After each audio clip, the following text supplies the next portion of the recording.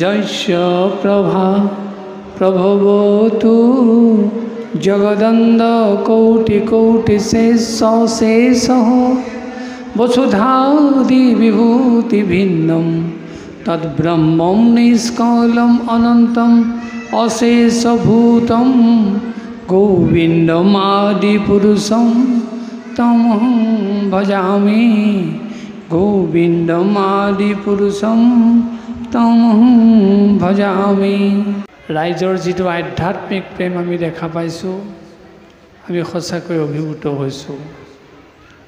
सचा मानव जीवनत धन टका पैसा ऐश्वर्य सम्पत्तिर परिभर থাকিব পাৰে, কিন্তু एकांत মানুহক शांति দিব পাৰে, সুখ দিব পাৰে आध्यात्मिक प्रेमे। इतिमध्ये राइजे সেই आध्यात्मिक प्रेम गोटाई लैছে प्रत्येकरे हृदय हृदय, और एया आमार कारण अत्यंत गौरवर विषय। और সেই आमार कबले मन গৈছে जेतियाলৈকে एने आध्यात्मिक प्रेम मानुहर हृदयर माजत থাকিব तेतियाলৈকে अंतत आमार समाजखনৰ मृत्यु हब নোৱাৰে। और এই आध्यात्मिक प्रेमे आमाक सकलोके सदाय सजीव কৰি ৰাখিব, आमार संस्कृति जीयाই ৰাখিব, आमार महापुरुषসকলক उज्जीवित কৰি ৰাখিব। আপোনালোকে নিশ্চয় এই কথাও জানে, সুন্দৰৰ মাজতহে ভগৱান থাকে। য'ত অপৰিপাটি পৰিৱেশ থাকে, অপৰিষ্কাৰ উশৃংখল পৰিৱেশ থাকে, তাৰ মাজত ভগৱান থাকিব নোৱাৰে। ইতিমধ্যে ৰাইজে এই কথা প্ৰমাণ কৰি দিলে। বৰ্তমান সময়ত যুগ উপযোগী কৰি যি নামঘৰ ভাগ ৰাইজে আটমটুকাৰিকৈ সজাই লৈছে, আৰু অতি সুন্দৰ পৰিৱেশত যি আসন প্ৰতিষ্ঠা কৰা হৈছে, সেয়াই আমাক পৰিচয় দিছে যে ইয়াত ভগৱন্ত প্ৰভু স্থায়ীভাৱে থাকিব। ইয়াৰ পৰা কেতিয়াও প্ৰভু ভগৱন্ত আঁতৰি যাব নোৱাৰে।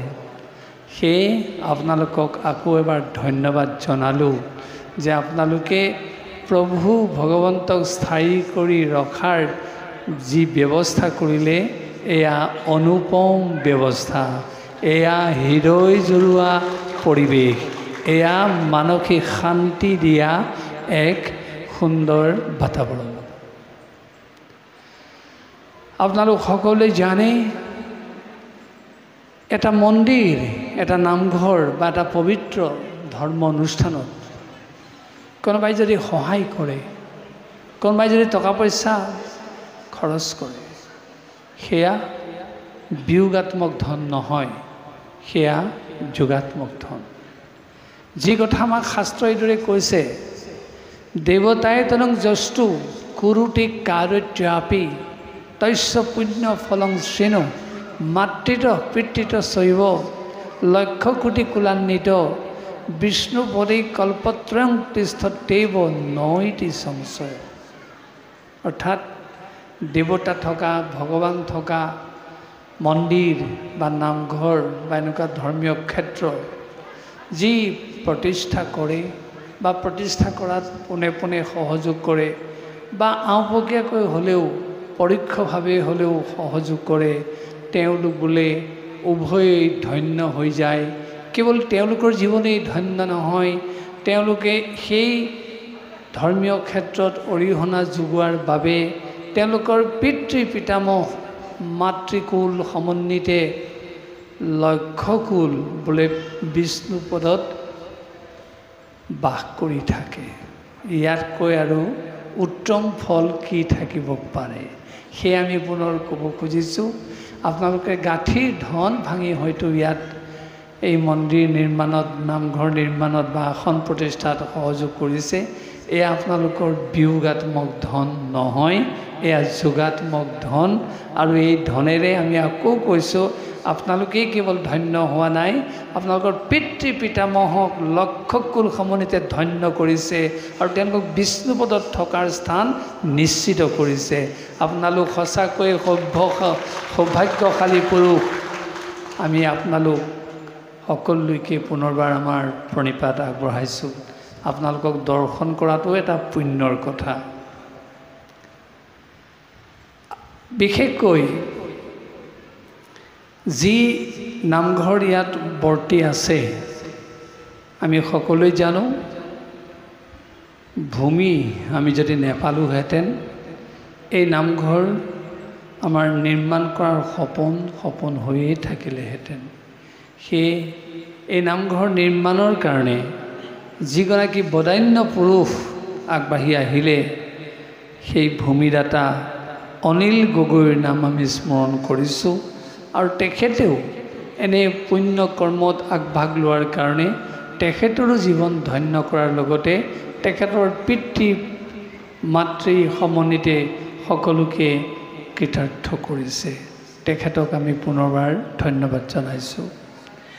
আৰু আজি যি সুন্দৰকৈ আসন ইয়াত স্থাপন কৰি ব্ৰহ্মক স্থাপন কৰা হৈছে, সেই আসনদাতা ব্যক্তিগৰাকী হ'ল পংকজ দুৱৰা আৰু তেখেতৰ মাতৃ পূৰ্ণিমা দুৱৰা।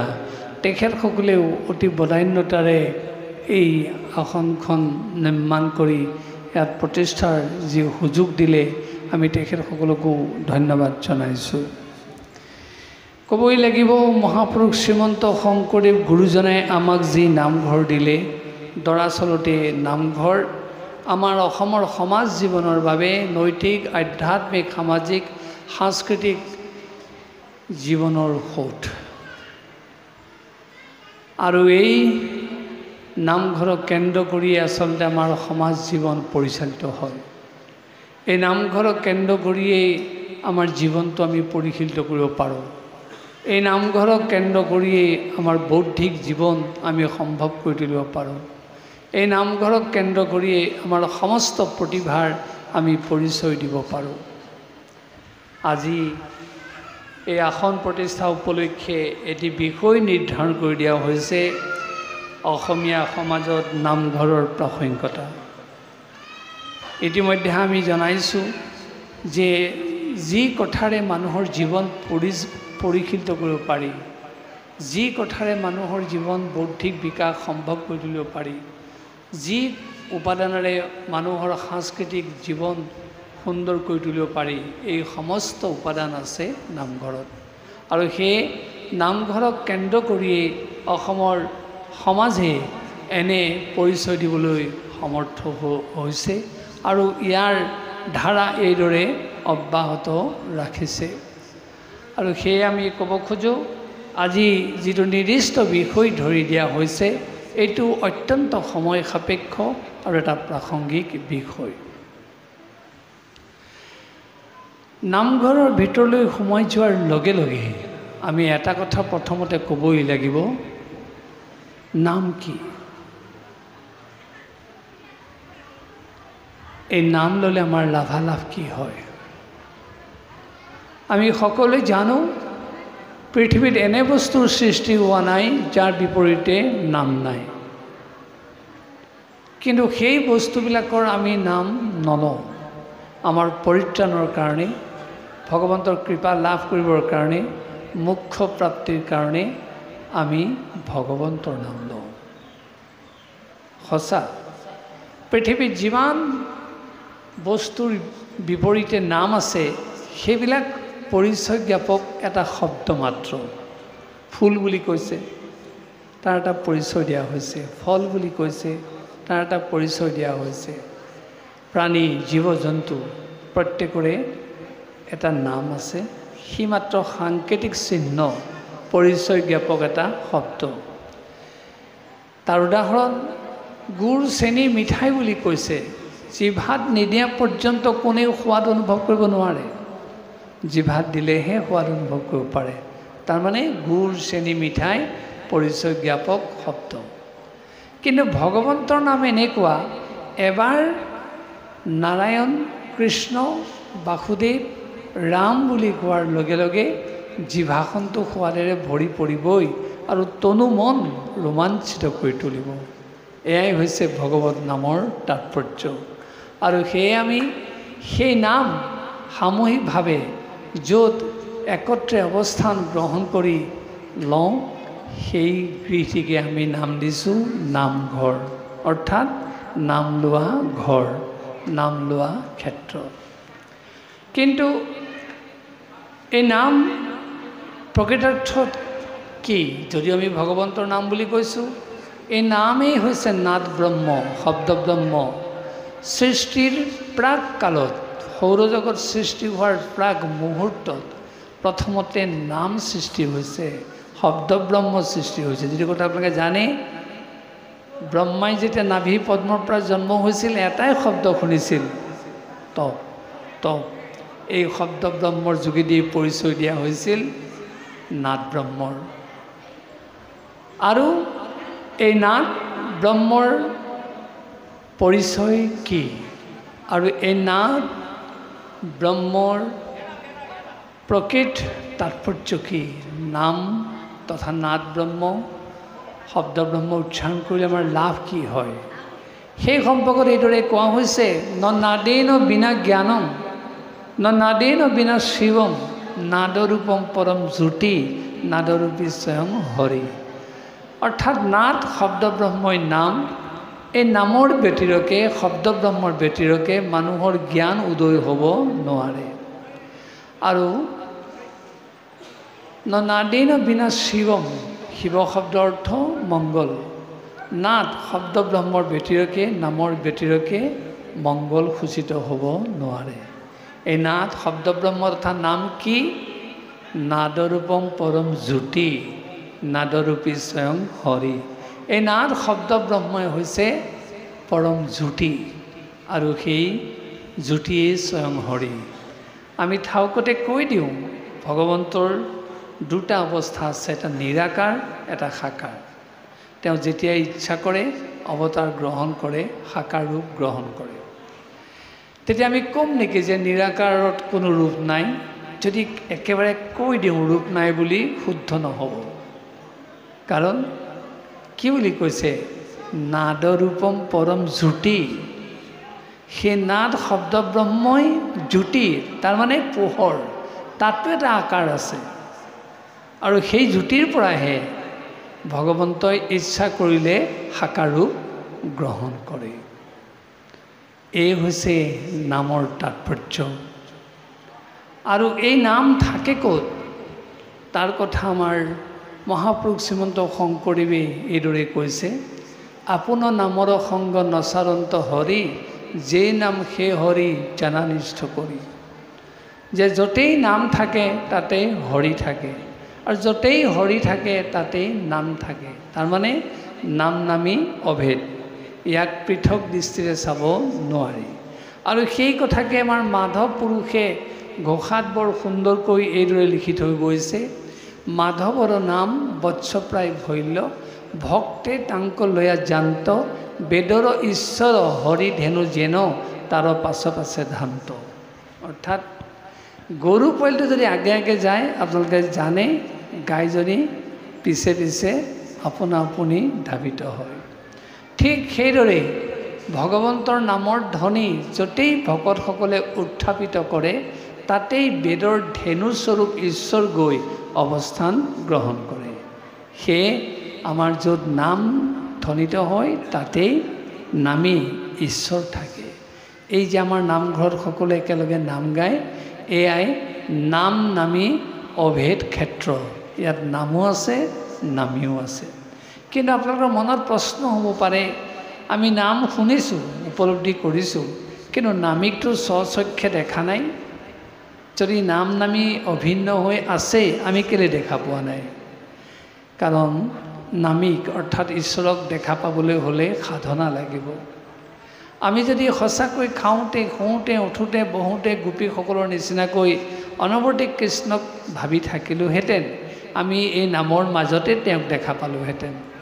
কিন্তু আমি নাম গালোঁ, সকাম ভাঙিলোঁ, প্ৰসাদ ল'লোঁ, ঘৰলৈ গ'লোঁ, তাৰপিছতে আমি বৈষয়িক চিন্তাত সোমাই গ'লোঁ, আমি ভগৱন্তৰ কথা পাহৰি গ'লোঁ।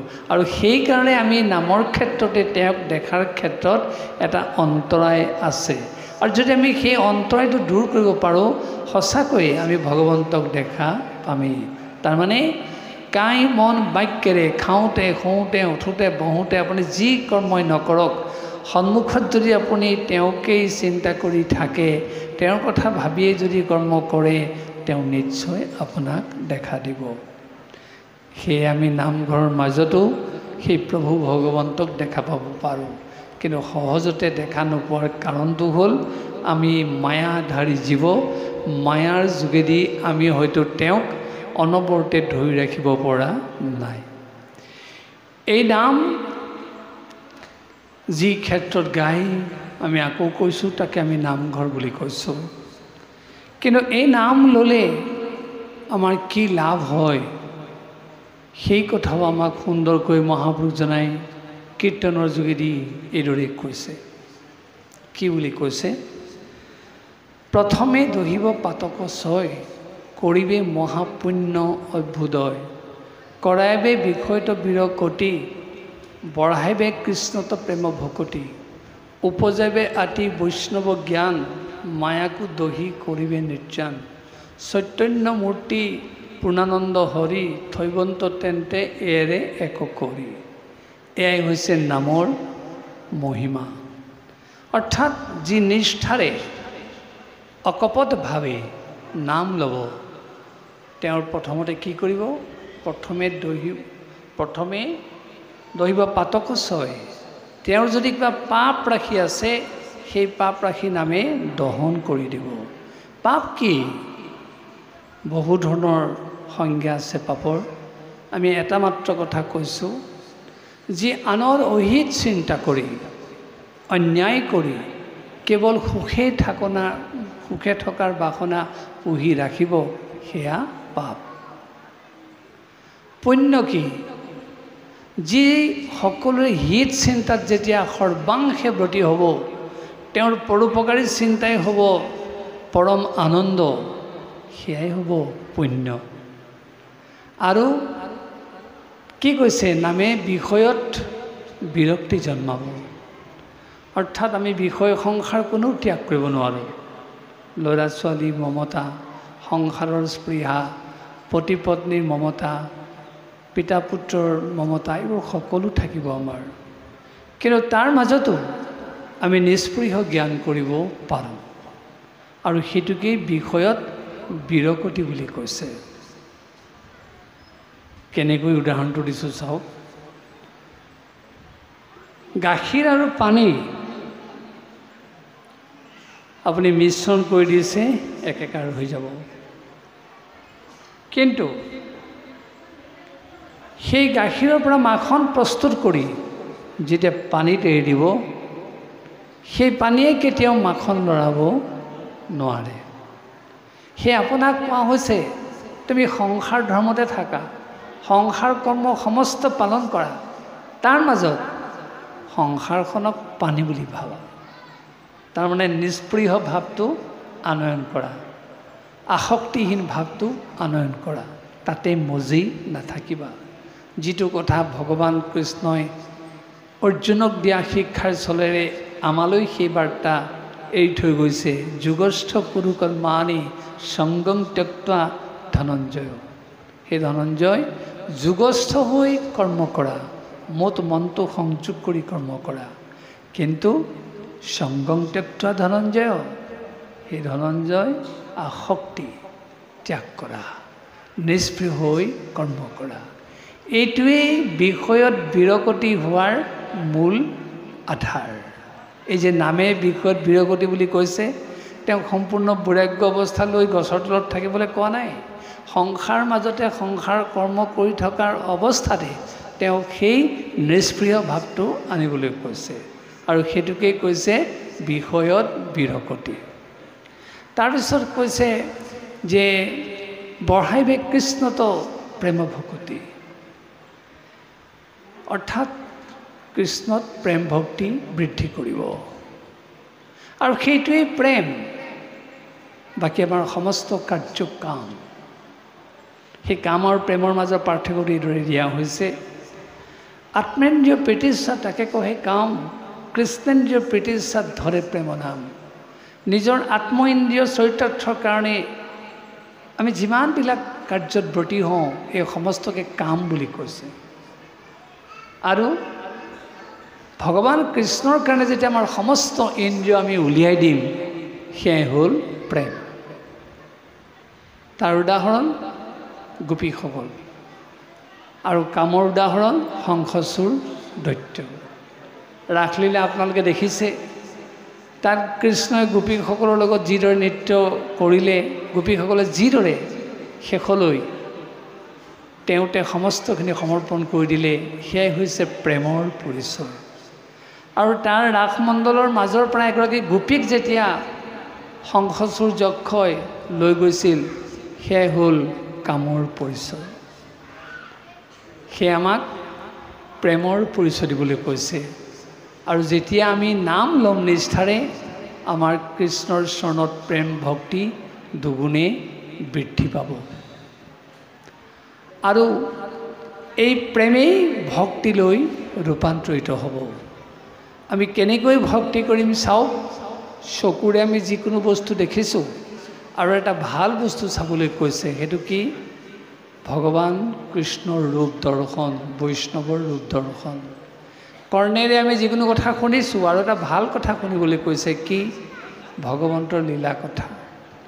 নাকেৰে আমি যিকোনো বস্তুৰ ঘ্ৰাণ লৈছোঁ, আৰু এটা ভাল বস্তুৰ ঘ্ৰাণ ল'বলৈ কৈছে, এইটো কি? ভগৱন্তৰ নিৰ্মালী।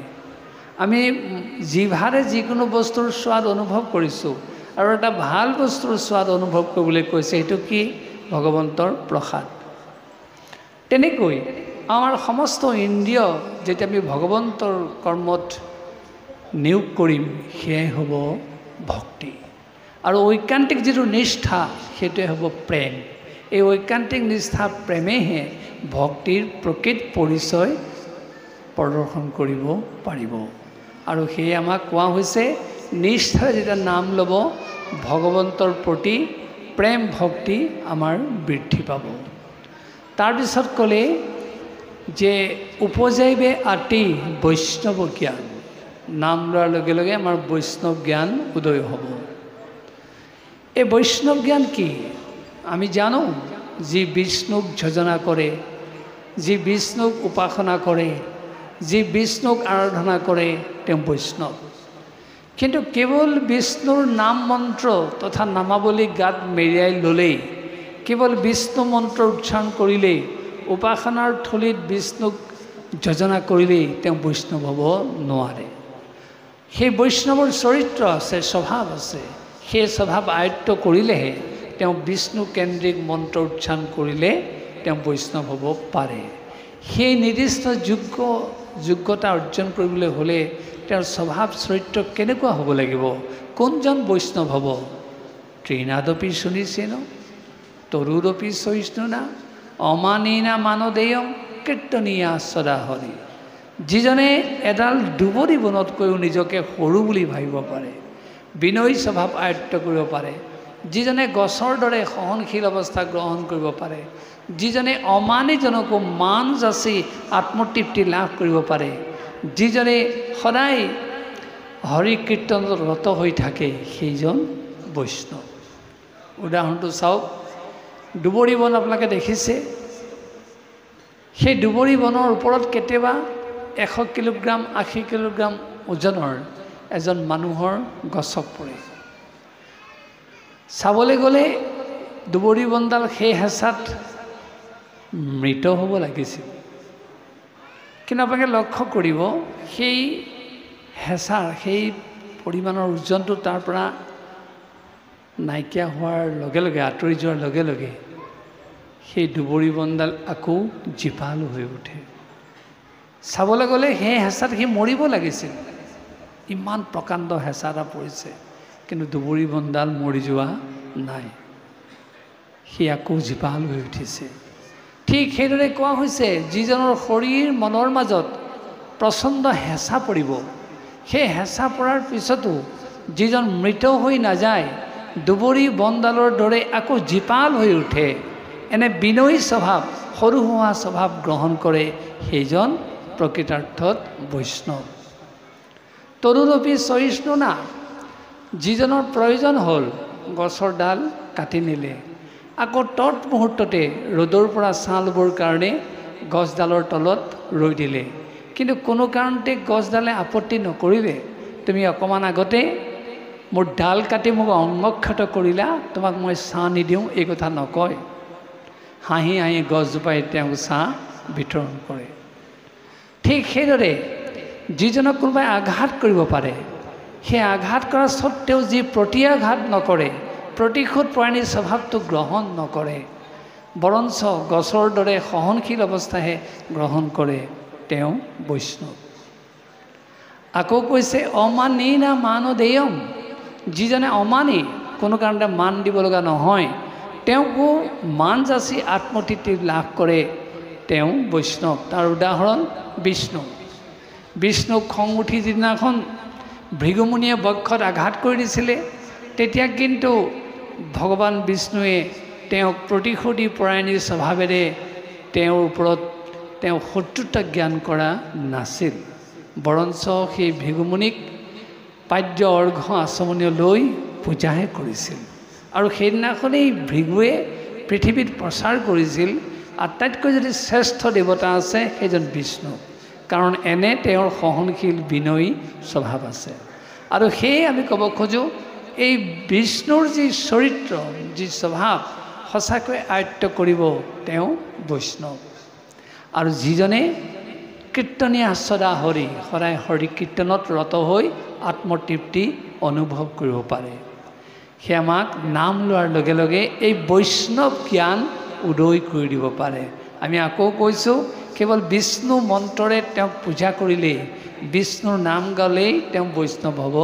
নোৱাৰে এই চৰিত্ৰ এই স্বভাৱ তেওঁ গ্ৰহণ কৰিবই লাগিব আৰু এই চৰিত্ৰ স্বভাৱ কেনেকৈ আনি দিব নামৰ যোগেদি যি নিষ্ঠাৰে ভগৱন্তৰ নাম গাব সেই বৈষ্ণৱ চৰিত্ৰ আনি দিব তাৰপিছত কৈছে মায়াকো দহি কৰিবে নিৰ্যান আমি আগতে কৈছোঁ সংসাৰৰ জীৱ মায়াৰ অধীন আমি যদি কেৱল মায়াতেই আচ্ছন্ন হৈ থাকোঁ আমি কেতিয়াও লক্ষ্যত উপনীত হ'ব নোৱাৰিম আমি সাধাৰণতে মায়া ত্যাগ কৰিব নোৱাৰোঁ কোনেও নোৱাৰোঁ কিন্তু মায়াই যে সৰ্বস্ব নহয় আৰু মায়াৰ প্ৰতি যে আমি সতৰ্ক হ'ব লাগে সেই চিন্তা আমাক আনিবলৈ কৈছে আৰু সেইটো কোনে আনি দিব নামে আনি দিব সেইকাৰণে কৈছে মায়াকো দহি কৰিবি নিৰ্যান যে যি নিষ্ঠাৰে নাম গাব মায়াক দহন কৰি তেওঁক নিৰ্যান কৰি দিব আৰু মায়া মানে আপোনালোকে জানে কুহেলিকা প্ৰহেলিকা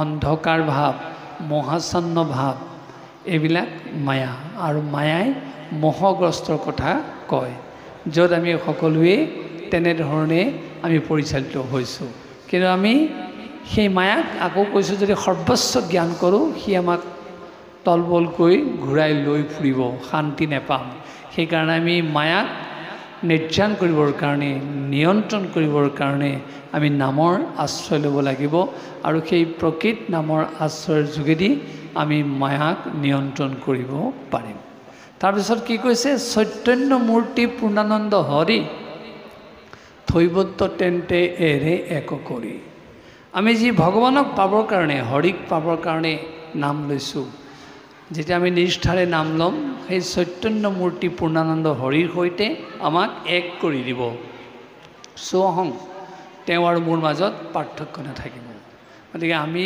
সকলোৱে ভগৱন্তক পাবৰ কাৰণেইতো জন্মৰ পৰা মৃত্যুলৈকে সেই প্ৰয়াসেই কৰি আছোঁ গতিকে আমি তেওঁৰ সৈতে একাকাৰ হ'বলৈ হ'লে তেওঁক পাবলৈ হ'লে আমি নামৰ যোগেদি আগবাঢ়িব লাগিব আৰু সেই নামেই আমাক তেওঁৰ সৈতে এদিন একাকাৰ কৰি দিব এয়াই হৈছে নাম লোৱাৰ তাৎপৰ্য আৰু আপোনাসকলে গম পাইছে যে নামৰ যোগেদি আমাৰ জীৱনটো কেনেকৈ পৰিশীলিত কৰে নামৰ যোগেদি কেনেকৈ আমাক ভগৱত পৰায়ণী কৰি তোলে নামৰ যোগেদি কেনেকৈ আমাক প্ৰকৃত শান্তি আৰু সুখ দিব পাৰে ই তাৰ জ্বলন্ত উদাহৰণ এতিয়া কথা হ'ল এই নাম যেতিয়া আমি নামঘৰত গাওঁ তেতিয়া সেই নামৰ যোগেদিও আমি আচলতে বহুত আবেদন ভগৱন্তৰ চৰণত প্ৰকাশ কৰোঁ আমি নাম গাওঁতে কেনেকুৱা আবেদন জনাওঁ চাওক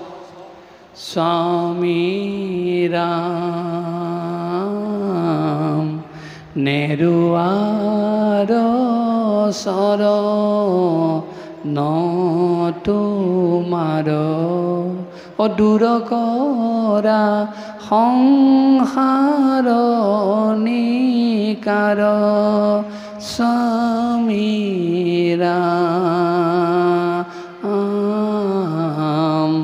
নেৰুৱাৰ চৰণ তোমাৰ।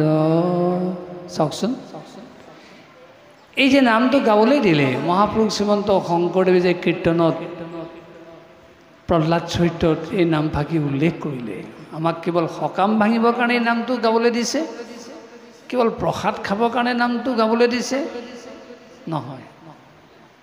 ইয়াৰ যোগেদি আমাৰ মনৰ আবেদন প্ৰকাশ কৰিবলৈ কৈছে। কি কৈছে? স্বামীৰাম নেৰুৱাৰ চৰণ তোমাৰ। সংসাৰত মোৰ বহুত মায়া মমতা থাকিব পাৰে, কিন্তু মই তোমাৰ চৰণ ত্যাগ নকৰোঁ। আৰু সেই অৰ্থত তেওঁক স্বামী বুলি কৈছে। আমি পুৰুষ স্ত্ৰী আচলতে সকলোৱেই প্ৰকৃতি, জীৱাত্মা।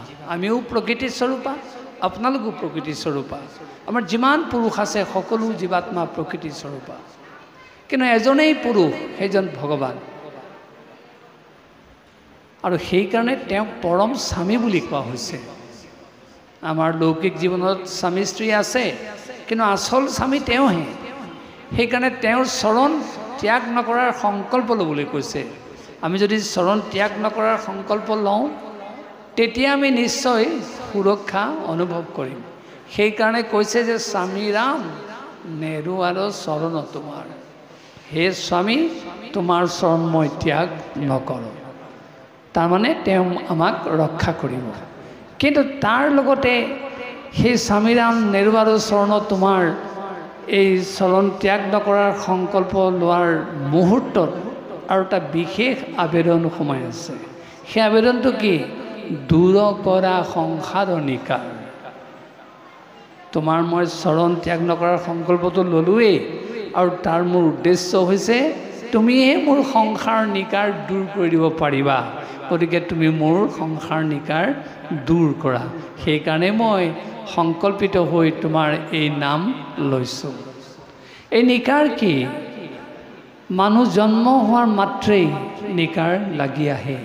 তিনিটা নিকাৰ, এটা আধ্যাত্মিক নিকাৰ, এটা আধি ভৌতিক নিকাৰ আৰু এটা আধি দৈবিক নিকাৰ। যেতিয়া শৰীৰ আৰু মনৰ পৰা মানুহে কষ্ট পায়, তাক আধ্যাত্মিক নিকাৰ বুলি কৈছে, আধ্যাত্মিক তাপ বুলি কৈছে, আধ্যাত্মিক কষ্ট বুলি কৈছে। বহুত মানে প্ৰাণী, বিভিন্ন প্ৰাণীৰ পৰা যেতিয়া মানুহে কষ্ট পাব, তাক আধি ভৌতিক তাপ, আধি ভৌতিক কষ্ট, আধি ভৌতিক নিকাৰ বুলি কৈছে। তাৰপিছতে আধি দৈবিক নিকাৰ, যিটো দৈৱ দুৰ্বিপাকত মানুহে কষ্ট পায়, তাক আধি দৈবিক নিকাৰ বুলি কৈছে। গতিকে এই তিনিটা নিকাৰ মানুহৰ জন্মলগ্ন, ইয়াক মানুহে এৰি দিব নোৱাৰে। আৰু সেইটো অৱশ্যম্ভাৱী কাৰণে সেই মানুহে ভগৱন্তক কাকুতি কৰি কৈছে, আবেদন জনাই কৈছে, দূৰ কৰা সংসাৰ নিকাৰ। গতিকে সেইকাৰণেহে আমাক কীৰ্তনটো দিবলৈ কৈছে।